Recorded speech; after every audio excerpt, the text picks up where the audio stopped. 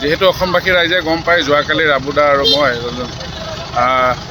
গৰিমাবোৰ পোষ্টটো দেখাৰ পাছত এটা বনাই দিছিলোঁ। আমি গোটেইখিনি ৰাতাৰাতি বনাই দিছিলোঁ আৰু এতিয়া প্ৰশাসনে আহি জবৰদস্তি খোলাইছে। জবৰদস্তি বুলি ক'ব লাগিব, কাৰণ খোৱা বস্তু এটা তেওঁলোকে কৈছে যে এতিয়া এইখিনি পকা কৰিব আৰু তেওঁলোকে এটা নতুনকৈ আৰু ডাঙৰকৈ বনাব বুলি কৈছে। আমিও চাম, যদি ভাল হৈছে, যদি ডাঙৰকৈ বনাই আমি সেইকাৰণে খুলি দিছোঁ।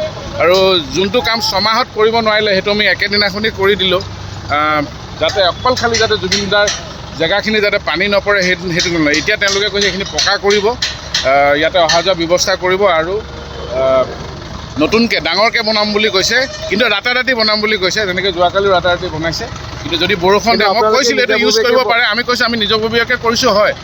মোৰ নিচিনা বহুত আছে, হাজাৰজন আছে, যদি অৱহেলা কৰে জুবিন ক্ষেত্ৰত আহি নিজে বনাব, তেতিয়া কিন্তু এই ৰাইজ বা এই চৰকাৰখন দূষিত হ'ব, প্ৰশাসন দূষিত হ'ব।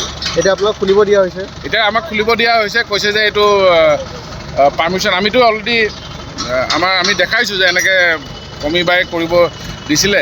এতিয়া আমি কৰাৰ পাছতো আপোনালোকে নিজৰ গাঁঠিৰ ধন ভাঙি পেলাই গাঁঠিৰ ধন ভাঙিছোঁ। মই নিজৰ এইটো ব্যক্তিগত আমি ধন ভাঙি পিনে কৰিছোঁ আৰু এতিয়া কিন্তু এইটো খুলিব দিছে।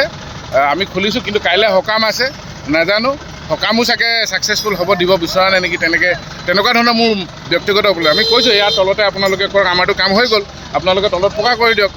তেওঁলোকে ব্লক লগাইছে, যেনেকৈ সেইটো চাইডে লগাইছে, একেদিনাখনে ব্লক লগাব পাৰে, কিন্তু তেখেতলোকে এতিয়া খোলা ব্যৱস্থা মানে এইটো অন্ততঃ কালিৰ দিনটোৰ কাৰণে আপোনালোকে বিচাৰিছিলে? আমি কালিৰ দিনটোৰ কাৰণে এইটো হওক, সকামখিনি হৈ যাওক ভালকৈ, মানুহে যাতে ভালকৈ অহা যোৱা কৰিব সেইটো বিচাৰিছিলোঁ। আৰু যদি নকৰে তেতিয়াহ'লে এইটো ভালেই হৈছে, তেওঁলোকে কৰিম বুলি প্ৰতিশ্ৰুতি দিছে।